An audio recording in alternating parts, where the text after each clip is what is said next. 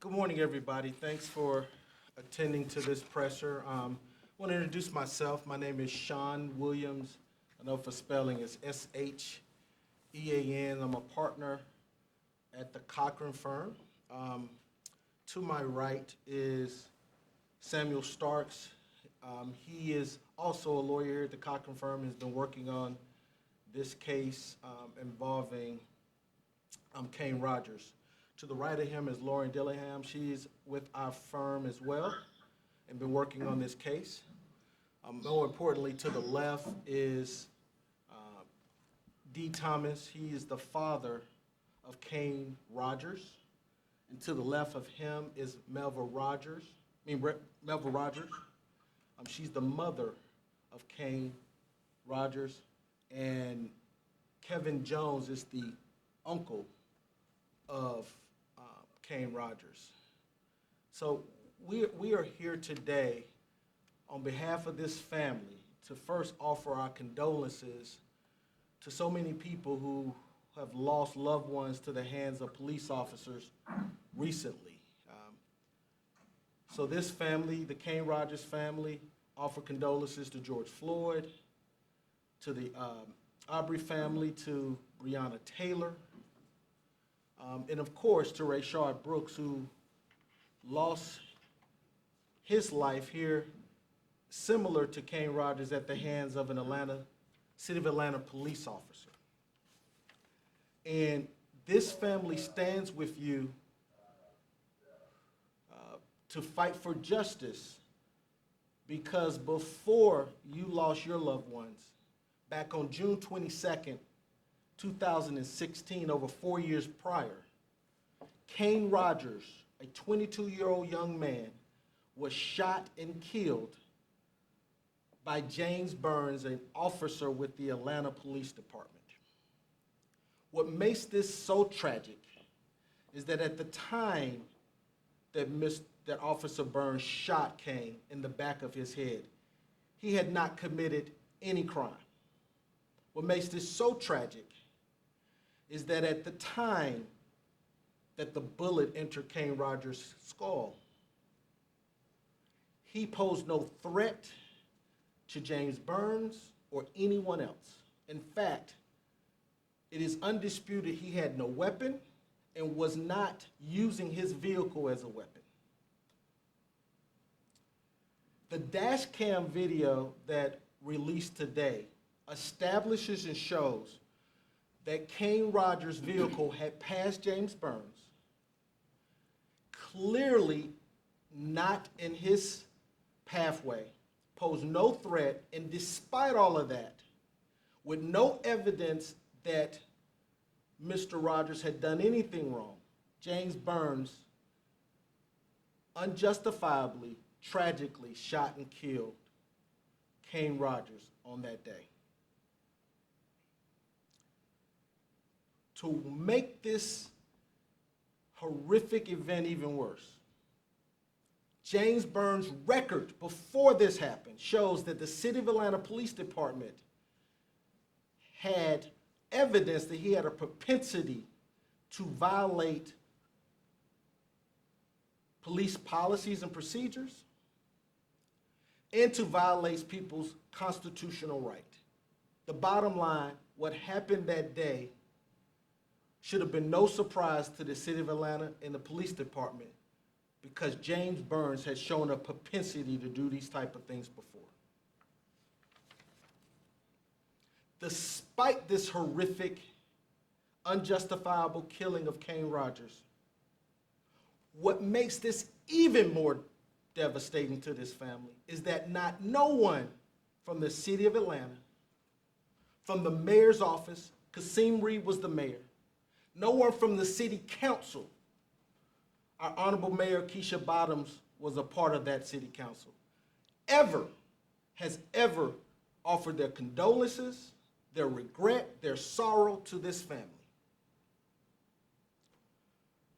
Now, to her credit, Mayor Keisha Bottoms has been outspoken in expressing empathy and outrage over the police killings of George Floyd, Breonna Taylor, Rachael Brooks. We commend Mayor Bottoms for what she has done in leadership on this issue. But the Kane Rogers family feel very hurt and saddened that Mayor Bottoms or no one from the city has spoken and sat down with them in the manner that they have sat down with other families. They have never, ever addressed this tragic shooting and killing of Kane Rogers. And this case is currently pending right now in federal court with the City of Atlanta Legal Department that Mayor Bottoms is over. And to add insult to their refusal and failure to ever come and offer condolences, what the city has done has distanced themselves from James Burns, even though they hired him and trained him and knew about his issues. And they have used legal tactics in their lawsuit and litigation with this family to avoid responsibility and to prevent the Rogers family from getting the justice that they deserve. This family, we find it hypocritical to talk about injustice in police shootings across this nation, but yet refuse to take responsibility for the injustice being done by Atlanta police officers in this city, and specifically regarding the tragic death of Kane Rogers. Dr. King said it best: injustice anywhere is a threat to justice everywhere. The city of Atlanta cannot be the beacon of civil rights and the beacon of justice that we proclaim it to be until it obtains justice for Kane Rogers and his family and all the other individuals in this city who's lost loved ones due to the hands of police officers in this city.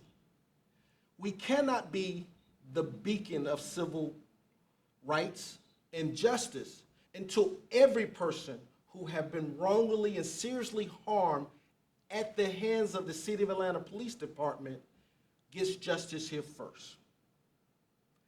I'm going to stop and let Sam Starks tell you in detail what the city and their attorneys are doing in this litigation to prevent this family from getting justice. Good morning. First, let me concur with what Sean has said with respect to the families of George Floyd and Rachael Brooks.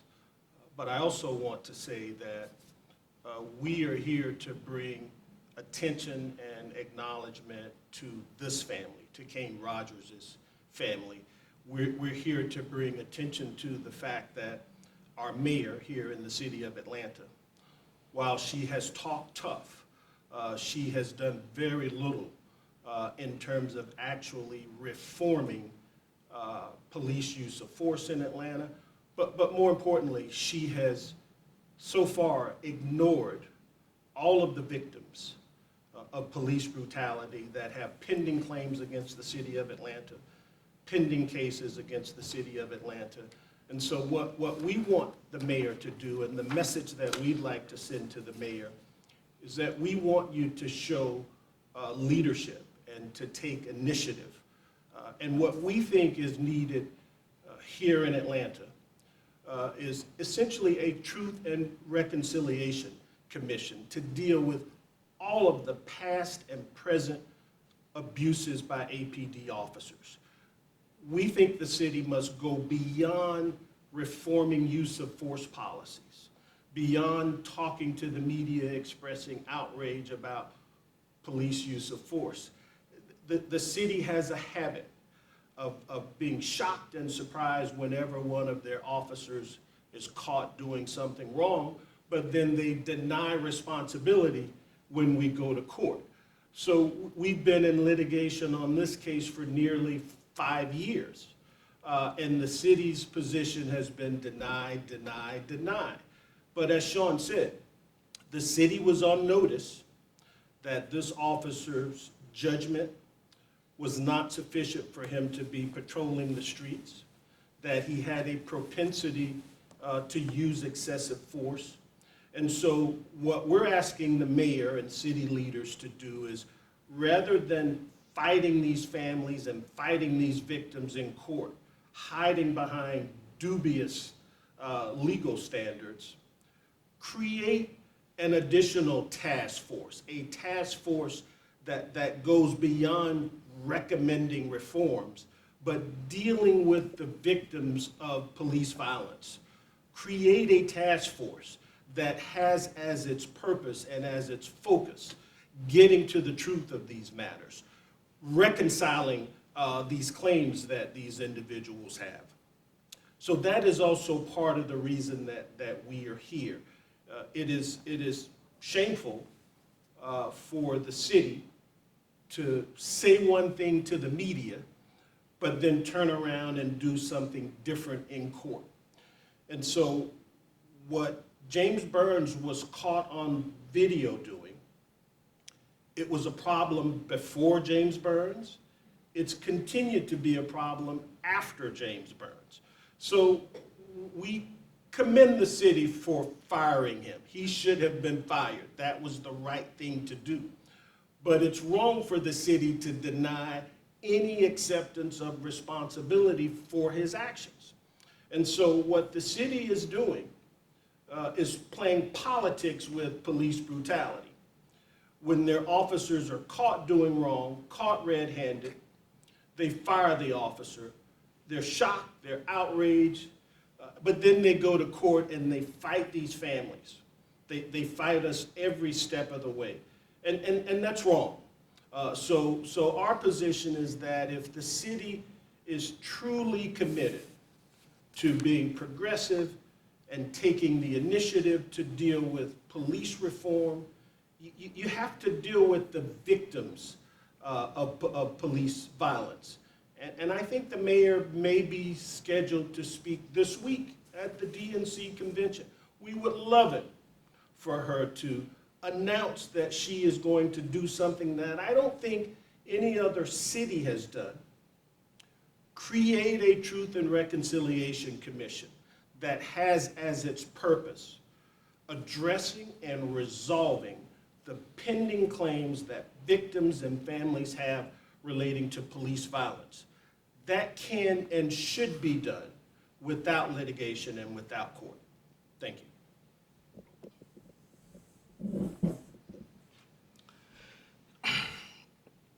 I'm gonna let the family talk, but before I do, I want to remind us we lost an amazing leader in this country, John Lewis, recently, and he said this: if you see something that is not right, not fair, not just, you have a moral obligation to do something about it.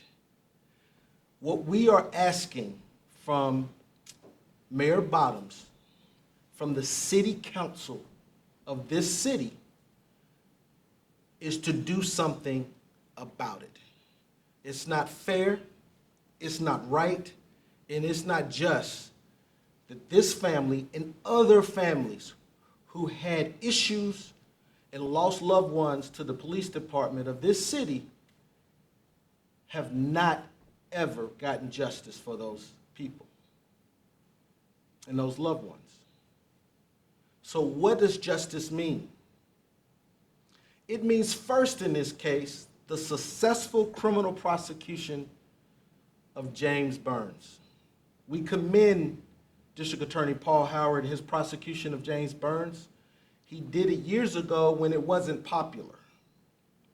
But we asked the incoming DA, Fonnie Willis, to continue that prosecution with vigor and to make sure that this case goes to trial quickly with a successful conviction of James Burns.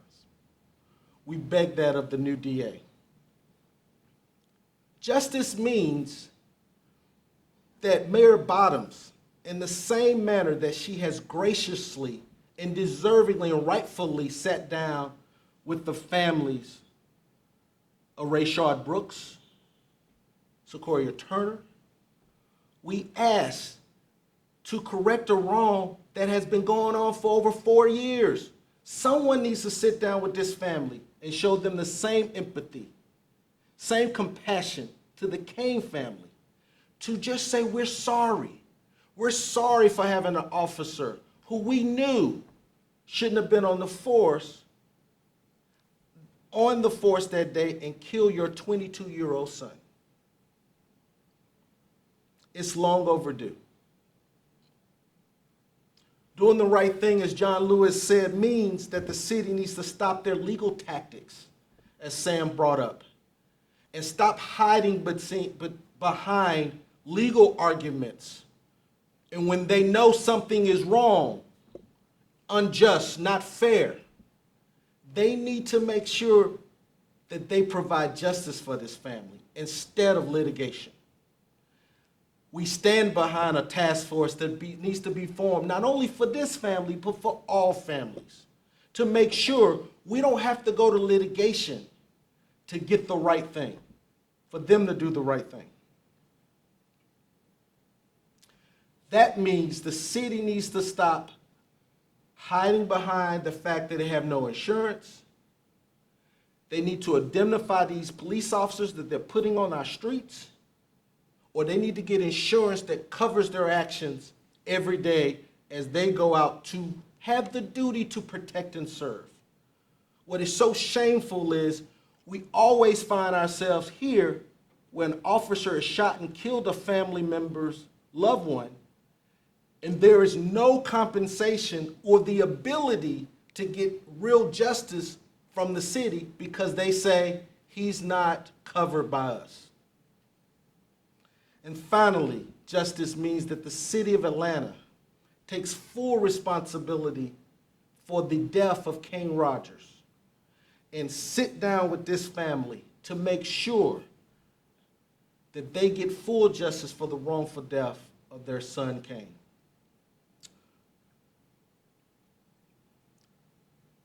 Mayor Bottoms has talked often about how great this city is, and I agree. I grew up here. This city is an amazing place. It is the heartbeat of this country regarding civil rights. But I remind the mayor of what Winston Churchill said: the price of greatness is responsibility. And you cannot be a great city, you cannot be the heartbeat of civil rights if you don't take care of your own citizens and people who have faced injustice at the hands of your officers. I'm going to let Kane Rogers' father, D. Thomas, speak on what this means to him.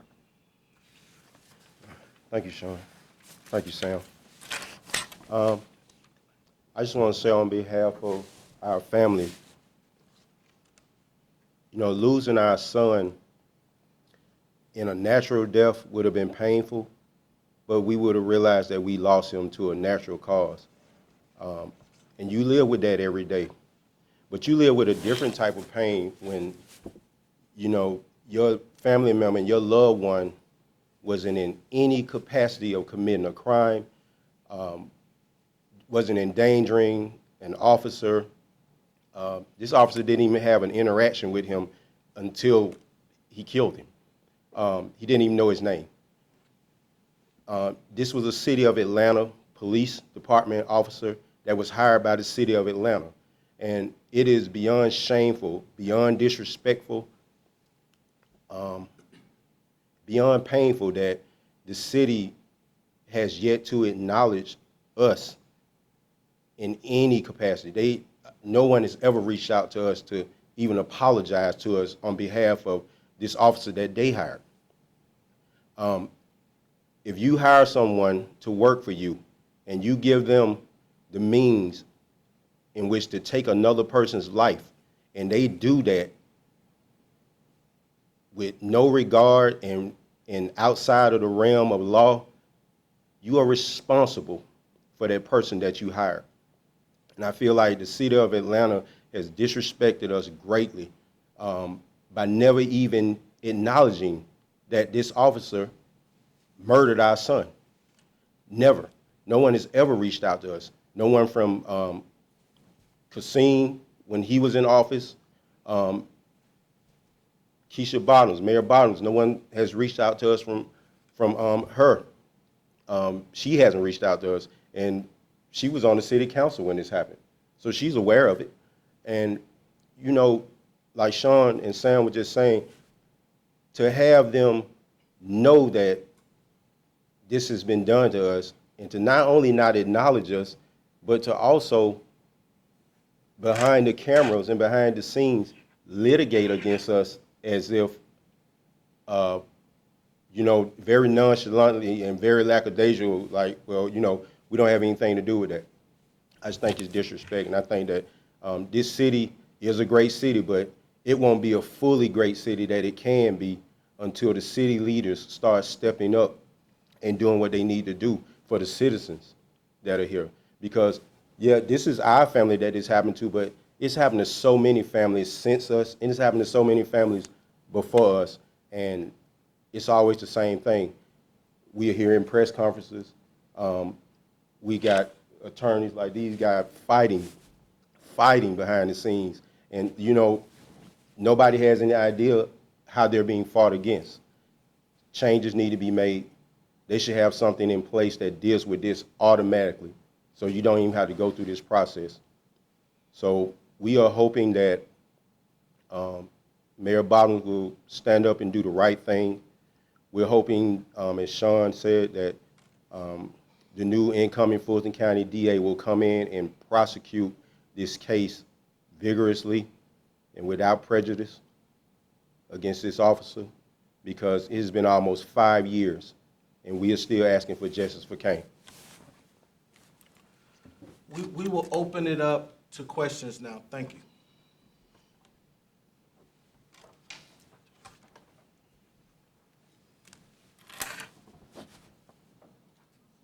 Channel 2, can you hear me? We can now. Say your name again.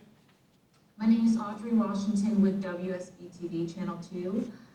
When you talk about responsibility, is there a number amount that the family is suing the city for? Thanks for that question.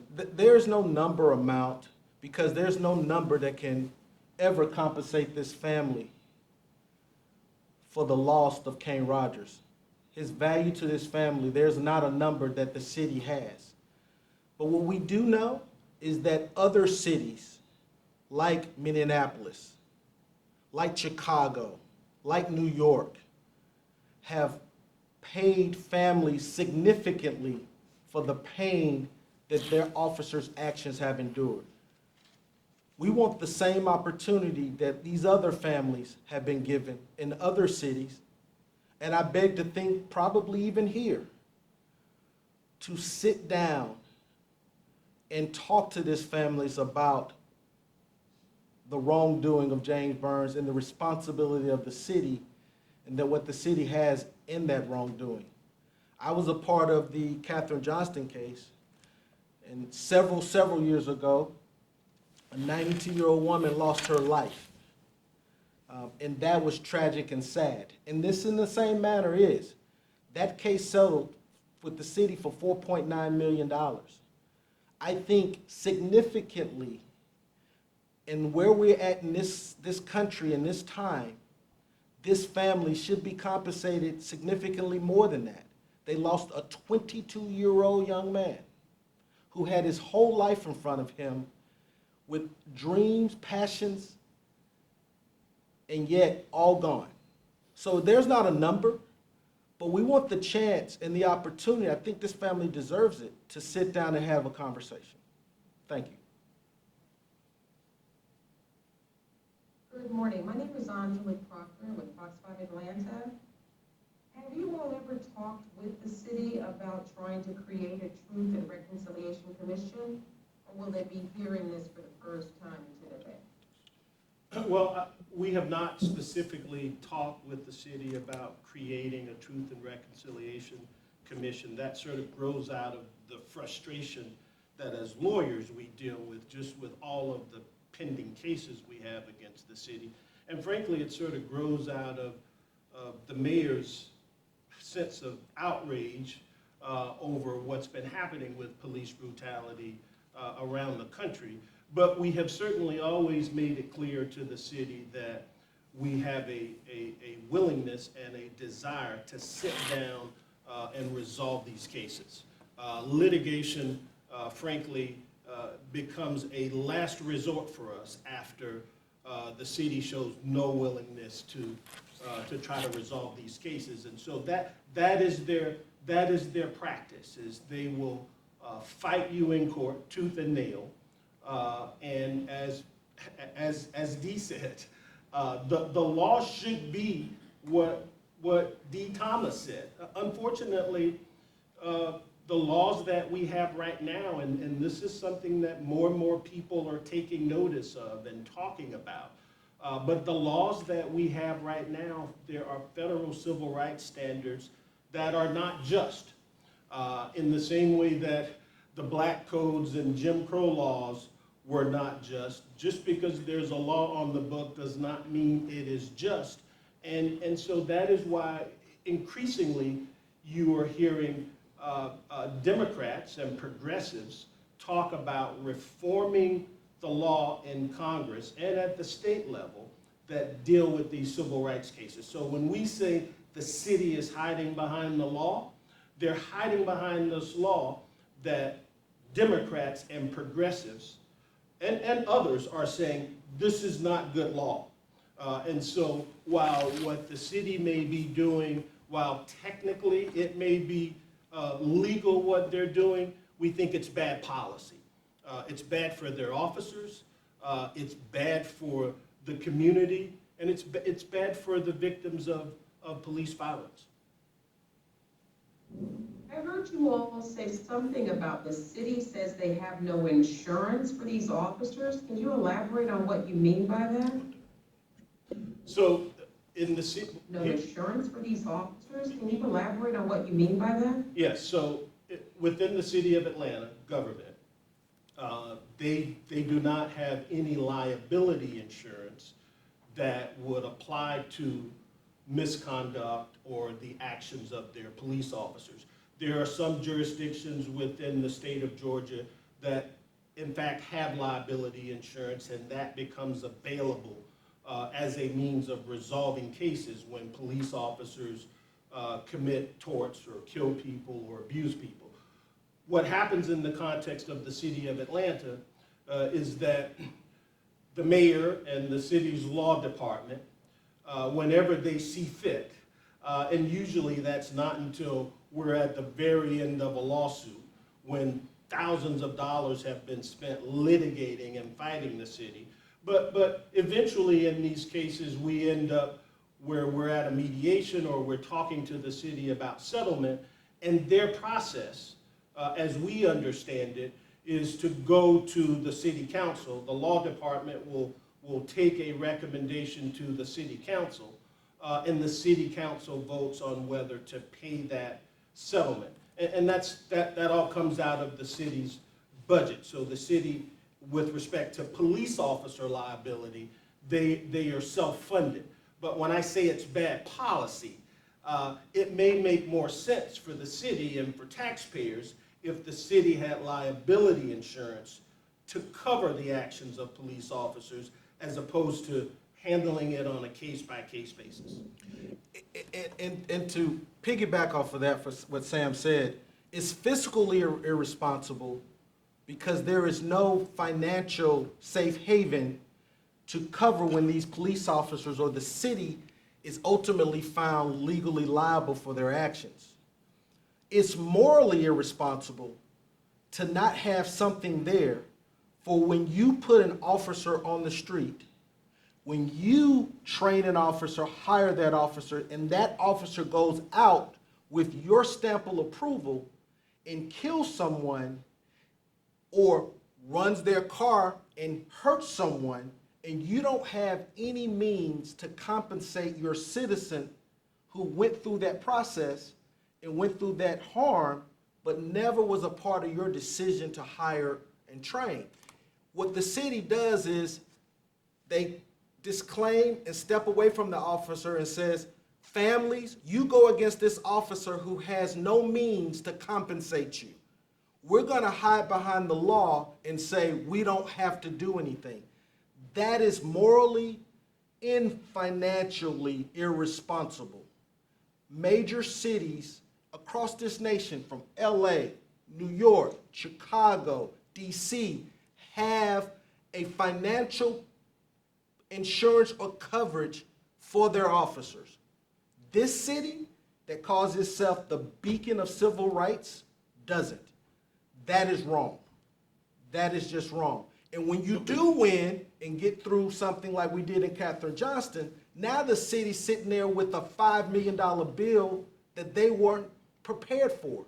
It doesn't make any sense, no matter where you stand politically. It doesn't make any sense if you're conservative regarding financial responsibilities, and it doesn't make any sense as a progressive when you're talking about moral responsibility. It needs to change, and the city council can go buy insurance like we're all required to do when we drive our cars every day. How does that not make sense? We got people who are protecting the serve with guns, and we have nothing to cover their actions if something go wrong. That makes no sense. But we require Coca-Cola to have insurance on their employees. We require other companies and entities to do it, but not the city. Makes no sense. This is Joe Hankey with 11 Alive News. You don't talk about the video that was released this morning in advance of the press conference. What do you hope people that watch that video, first of all, take away from it?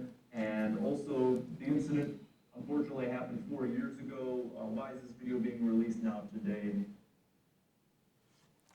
Well, what we hope to take away from it is to establish and show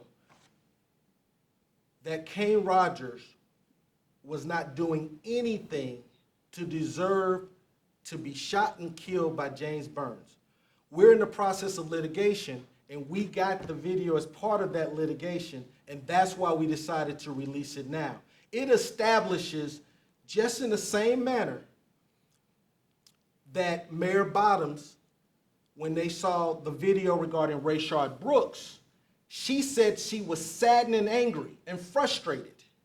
When you look at that video, you have to also be saddened, angry, and frustrated. This family deserves action in the same manner that the video and the tragic shooting of Rachael Brooks and other people has gotten action. So we released the video as part of what we got in this litigation. But we want everybody to know and bring attention that there's still injustice in this city. And this family's been fighting for 4 years. And we stand with Rachael Brooks' family. We want them to get justice. They should be a part of this process as well. We want other families who've lost loved ones to the city of Atlanta. We want to bring attention back to this issue to tell the city and the city council, do what John Lewis said do. Do something about it. Do the right thing. And one other question that I had, it's been mentioned here in this press conference that the incoming DA, that you hope that she acts on this case to quickly push it towards a trial and prosecution. With that said, do you believe the current DA, Paul Howard, has not done enough to move the case in that direction, or has it simply been slowed down by motions from the defense? I think Paul Howard's done a lot to move the case. I think it's been slowed down by motions by the defense, but I'm gonna let Mr. Thomas talk about his feelings on where the criminal prosecution has gone. Thank you, Sean. As far as the criminal prosecution, on behalf of me and our family, Paul Howard and his team has done an exceptional job as far as getting the case to where it is now. We're just speaking on with it being an incoming DA, that we hope that it will continue to move and move even faster, because it's been so long. And we're at that point and at that process now where we should be moving into trial. There has been, of course, you know, with any criminal case, there are going to be motions filed from both sides. So that's going to definitely slow some things down. But I really feel like at this point, actually the whole COVID pandemic thing slowed things down a little bit, as far as, from my understanding, as far as us getting into a trial position. Sean, this is Veronica Waters with WSB Radio. Do you know where James Burns is now? Is he employed by another agency, or do we know? Veronica, I'm sorry, I don't know that answer. I know one thing, he's not in jail, where this family believes he should be. And if anyone else out there murders someone in the manner and method that he did without justification, as you see on that video, they will be in jail. And so, just like the officers in Breonna Taylor should be arrested in jail, the officers who killed George Floyd involved in that should be in jail. These people, James Burns needs to be in jail. But the way the system works, he can have the legal opportunity to go out and get another job and be employed while this family mourns and grieves with the loss of their 22-year-old. This is not the America that's supposedly supposed to be so great when stuff like that is allowed to happen. And when, I'm sorry, Veronica. That's okay. I was going to say, when you say the city has been litigating against you behind the scenes, what are they doing? Yeah, I think what Dee Thomas was referring to is that what we go through in court and at depositions and at hearings and through motions, the public is generally not aware of that. And that is a process that is very contentious. And so part of what we're dealing with, and part of what he's expressing to you, because we've expressed that to him, is that we are litigating over with the city regarding things that are obvious. We're fighting with them about things that we should not have to fight with them about. And so I think the point was that if you pull the curtains back and you look at the litigation that we're involved in, people would be shocked that the city would say some of the things that the mayor and other folks say in front of the media, but then at a deposition or in a motion to the court, say something that's entirely different. And so I think that was the point in terms of how the litigation that we're engaged in, while it's public generally, most folks have no idea of what we're going through in terms of fighting these cases with the city.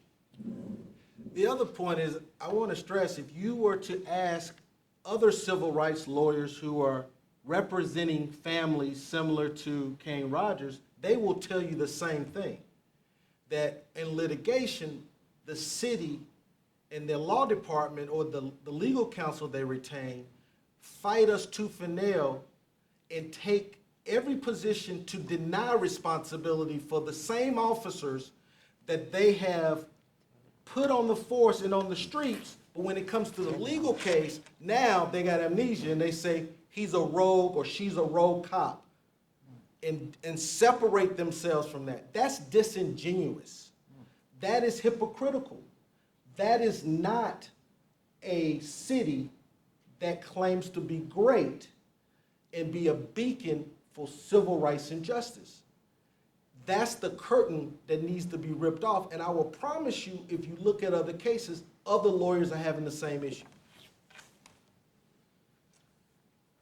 This is Ayana Crystal with CBS 46 News. This question's for the family. We live in a time where everything's recorded and uploaded on social media. How has it been seeing the video with the George Floyd and the Rayshard Brooks and other incidents in the last few years? How hard has that been for your family? Every time you see, a video of an incident like this where somebody is, murdered by a police officer, it's painful because you know, with every moment you're in your own mourning, you know, now you have to mourn for this family also. So it's like an ongoing, never-ending process. It's very painful. It's hard to watch it. It's hard to watch it because you start to wonder, when will it end? When does it stop?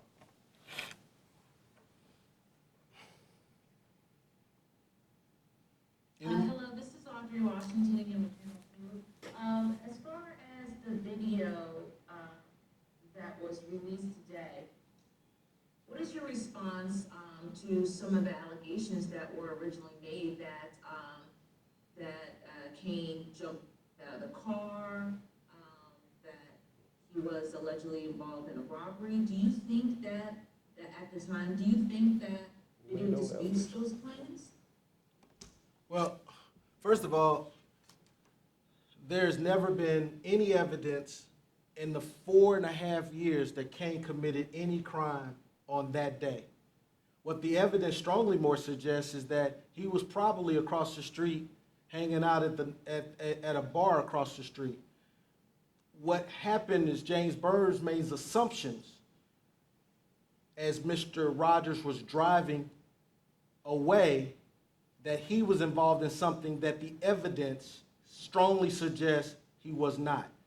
No time has he ever been alleged to have committed a crime, period. Number two, if you look at that video, Mr. Rogers is not driving fast enough to like he's escaping from something. He was not in any pathway of Mr. Burns or anybody else like he's trying to get away from something. The video supports that position that Mr. Rogers was doing nothing illegal that day. And if I could just add, when this incident initially occurred, what happened is that there was an off-duty APD officer that was working security at an apartment complex. He thought that he had seen someone maybe trying to break into a car on the complex that night. He then called 911 or called for some assistance. The officer that responded was James Burns. But what was determined by the city of Atlanta through their own internal affairs investigation is that there was absolutely no evidence that Cain was the person that this officer thought he saw breaking into cars. I mean, Cain was killed driving his own car.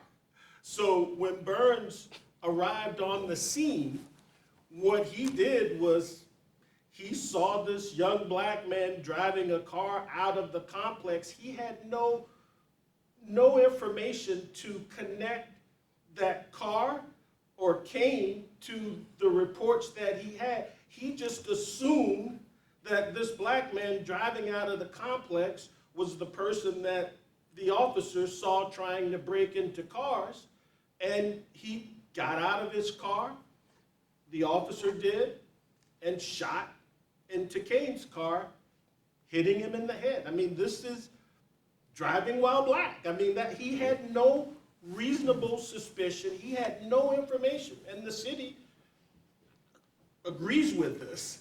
He had no legal basis to suspect or to detain Cain Rogers, who was in his own car, and the report, again, was supposedly for somebody trying to break into a car. So there were some disingenuous sort of reports. If you Google this incident, some of the very earliest news accounts sort of had this suggestion that Cain was somehow a suspect. But that was just based on what APD and what this officer was putting out there to try to justify what he had done. But once they looked into it, because they fired him, if I'm not mistaken, fairly quickly, none of it added up. And they fired him because they knew it didn't add up and knew there was no evidence. And then in litigation, they say, he's not our guy. That doesn't make any sense. He was their guy until they fired him. But now, in litigation to this family, we don't take any responsibility for what he did. Let's take one more question before we end up. Waters again with WSB Radio, and I'd like to pose this question to Mr. Thomas and Ms. Rogers if possible. And I'm not sure if it's an answerable one easily, but I wonder if you could tell us which is worse or which is harder to deal with, the complete lack of an apology to your family after all this time, or the dragging on of the legal fight after all of this time?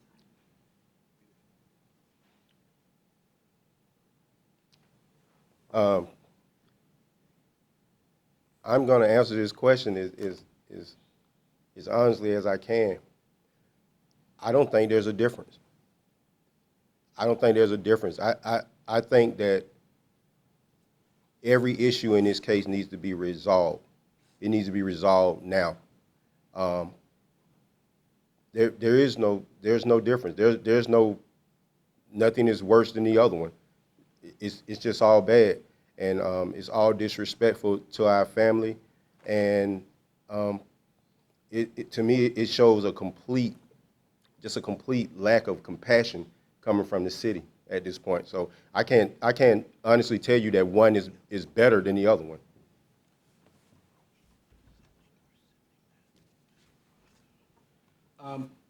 I want to thank everybody for your time, for attending this presser. We just want to finish up by once again offering our prayers and our condolences to the George Floyd family, to the Rachael Brooks family, Breonna Taylor's family. We understand what you're going through, and we've been in this fight for justice, and we want to make sure that the legacy of Kane Rogers, in the same way that their families want to, is a legacy that is of justice. We're going to fight for everybody to make sure this doesn't happen again to other families. And the city has the opportunity, and the mayor of this great city has the opportunity to be a leader in making change in this area. Thank you so much for your time. Thank you.